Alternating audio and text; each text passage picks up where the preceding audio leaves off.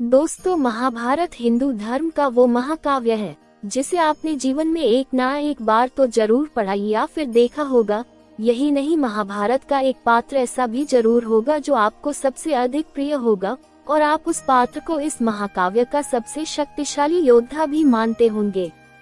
नमस्कार दोस्तों, स्वागत है आप सभी का एक बार फिर ज्ञान गंगा YouTube चैनल पर। आज हम इस वीडियो में महाभारत के एक ऐसे ही महान और शक्तिशाली पात्र के बारे में बात करेंगे जिसका वध आज भी बहस का विषय है। दोस्तों, मैं बात कर रही हूँ सूर्यपुत्र कर्ण की। क्या कर्ण की मृत्यु अधर्म थी? आइए इस सवाल का जवाब मिलकर जानते हैं इस वीडियो में। दोस्तों, महाभारत का युद्ध एक से बड़े एक कई वीर योद्धाओं के बीच लड़ा गया था और ऐसे ही एक योद्धा थे सूर्यपुत्र कर्ण, जिनका उनके ही अनुज अर्जुन ने वध किया था। ऐसा कहा जाता है कि अगर कर्ण जीवित रह जाते तो युद्ध की दिशा बदल सकती थी और जीत कौरवों की हो सकती थी। और यही वो वजह थी कि भगवान श्री कृष्ण ने विश्व के सबसे अच्छे धनुर्धरों में से एक कर्ण के वध के लिए अर्जुन को चुना था। लेकिन कई हजार साल बीत जाने के बाद भी आज ये बहस का सवाल है कि क्या कर्ण का वध अधर्म था। तो दोस्तों, इस सवाल का जवाब जानने के लिए हमें महाभारत की उस कहानी को याद करना होगा जब रणभूमि पर विश्व के दो सबसे अच्छे धनुर्धर यानी कि अर्जुन और कर्ण एक दूसरे के सामने थे। ये कहानी महाभारत के युद्ध के दौरान की है। जब कर्ण और अर्जुन एक दूसरे के सामने खड़े थे तब युद्ध के दौरान कर्ण के रथ का पहिया नीचे जमीन में धंस गया। कर्ण रथ का पहिया बाहर निकालने की कोशिश कर रहे थे। तभी भगवान श्री कृष्ण के कहने पर अर्जुन ने कर्ण पर बाण चला दिया। बाण लगने के बाद कर्ण ने कहा कि हे भगवान, ये अधर्म हो रहा है।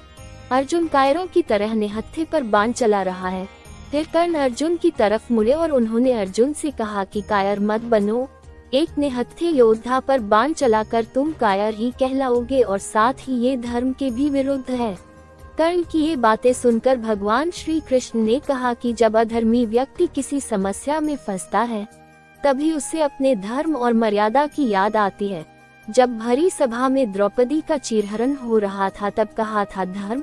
जब युद्ध क्रीड़ा में कपट हो रहा था तब कहा था धर्म। जब पांडवों से उनका अधिकार छीना जा रहा था तब कहा था धर्म। जब अकेले अभिमन्यु की चक्रव्यूह में हत्या की गई तब कहा था धर्म। ये सभी अधर्म की ही घटनाएं थी। कर्ण तब कहा था तुम्हारा धर्म, तुम्हें धर्म की बात कहने का कोई अधिकार नहीं है और जो तुम्हारे साथ हो रहा है वो तुम्हारे ही कर्मों का फल है। दूसरी तरफ जब तीरों से कर्ण को घायल करने के बाद अर्जुन को ये ज्ञात हुआ कि कर्ण जिसे वो घायल कर चुके हैं वो तो उनके ज्येष्ठ हैं।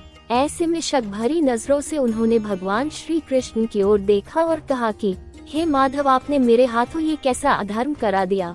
अर्जुन ने आगे कहा कि माधव, मेरे हाथ कांप रहे थे। तब आपने कहा था कि मैं एक सदात्मा को उसके भार से मुक्त कर रहा हूँ, लेकिन ये क्या, आपने तो मेरे मस्तक पर अपने ही ज्येष्ठ की हत्या का कलंक लगा दिया। तब श्री कृष्ण ने कहा कि मनुष्य को प्रारब्ध देने वाला मैं कौन होता हूँ। मनुष्य को प्रारब्ध उसके कर्म देते हैं।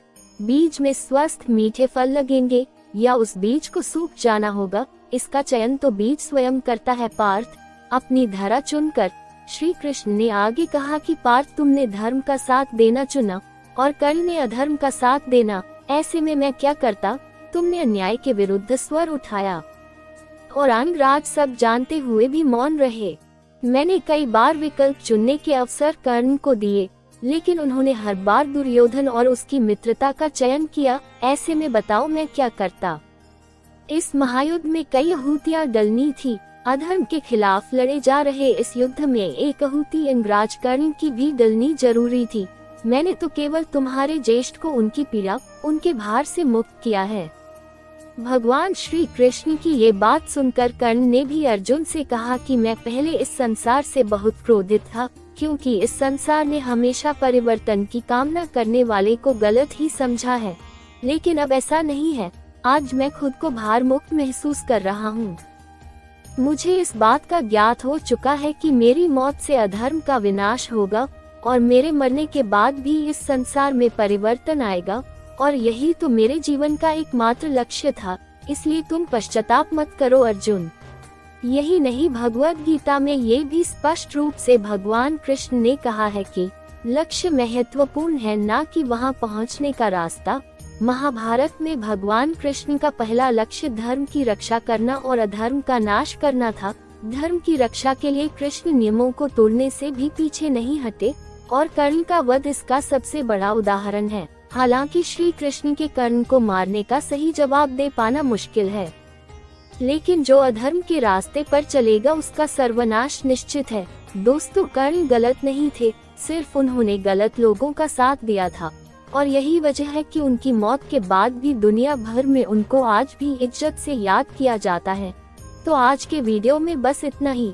अगर ये वीडियो पसंद आई हो तो इसे लाइक और शेयर जरूर करना और हाँ, नीचे कमेंट कर जरूर बताएं कि कर्ण के वध पर आपकी क्या राय है। हमारे चैनल को भी सब्सक्राइब करें। धन्यवाद।